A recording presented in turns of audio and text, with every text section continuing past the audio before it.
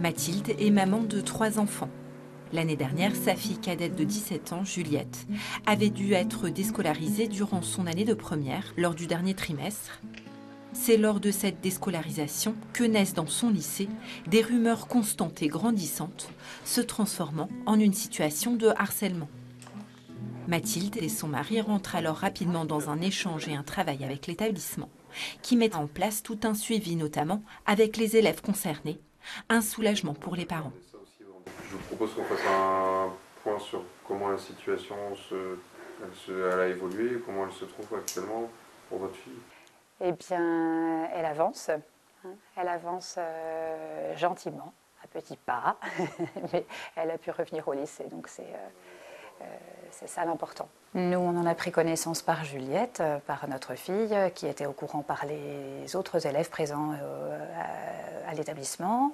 On a été confrontés donc à une fille qui déjà avait vécu un coup dur, qui était donc déscolarisée, qui essayait donc de sortir la tête de l'eau pour mieux aller, et qui allait encore plus mal et qui était très touchée par tout ça, bien sûr.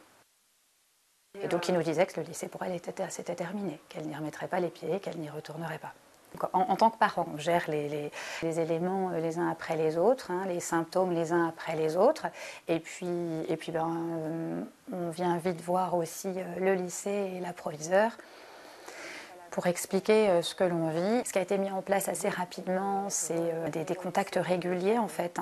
Régulièrement, je pouvais effectivement donner des nouvelles de Juliette, donner des éléments nouveaux dans ce qu'elle vivait, quoi. Moi, en tant que maman, je me suis trouvée aussi portée. Ça m'a portée très certainement aussi.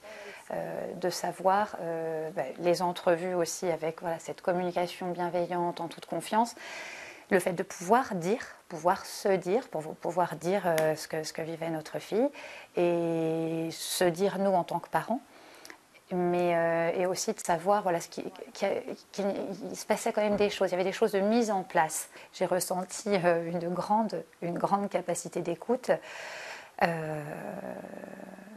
qui m'a permis de ne pas me sentir rapidement, peut-être ne pas me sentir seule.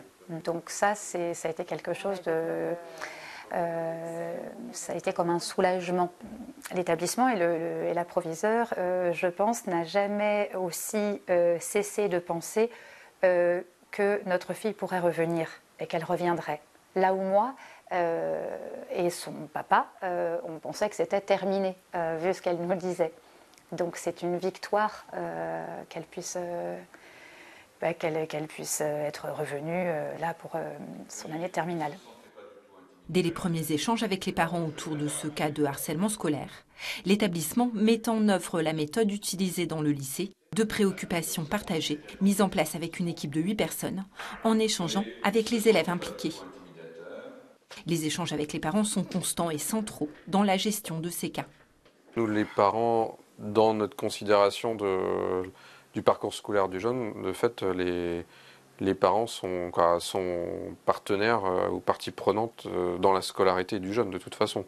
Donc sur tous les champs, on va échanger avec les parents, aussi bien sur le champ scolaire, mais que sur le champ entre guillemets hors scolaire, c'est-à-dire sur comment se sent leur enfant à l'école. Et donc sur l'équipe bien-être est un facteur d'entrée ou une porte d'entrée pour les parents dans l'établissement, mais l'établissement est ouvert aux parents et le dialogue avec les parents est constant et notre porte reste ouverte constamment pour les parents. Et donc l'échange avec les parents est primordial. Une réunion de début d'année avec les parents et des prospectus distribués ponctuellement permettent par ailleurs au lycée d'inciter les familles à prendre contact immédiatement avec la cellule dédiée dès les premiers signes de mal-être chez l'élève. La priorité, lorsqu'un enfant est victime de harcèlement, c'est d'alerter l'école. Alerter l'école et voir avec l'école ce qu'il est possible de faire. Et il faut aussi éviter de donner trop tôt des conseils à l'enfant. Inutile d'aller lui dire qu'il devrait se faire des amis, inutile de lui dire qu'il devrait se comporter de telle ou telle autre manière. Non, ce serait en réalité le rendre quelque part responsable de ce qui lui arrive. Non, dans une situation d'intimidation, je crois que le terme d'intimidation porte bien son nom, c'est une situation dans laquelle tout le monde a peur. Les enfants victimes ont peur et leurs familles aussi ont peur de ce qui se passe à l'école. La priorité, c'est donc véritablement de rassurer tout le monde. Le lien entre l'école et la famille est absolument décisif.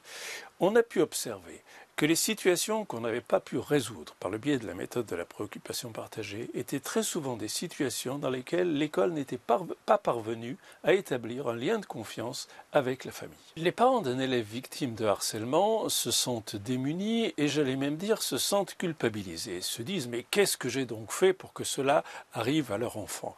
Donc la priorité c'est de rassurer les parents. Ce qui arrive à leur enfant arrive à 700 000 élèves en France chaque année. Donc le fait que le harcèlement est le principal aujourd'hui risque scolaire. Donc les parents ont vraiment besoin d'être rassurés. Ils ont besoin de trouver à l'école des professionnels qui les accueillent avec empathie, bienveillance, qui créent avec eux un lien de confiance et font en sorte que l'élève sorte de ces situations de brimade.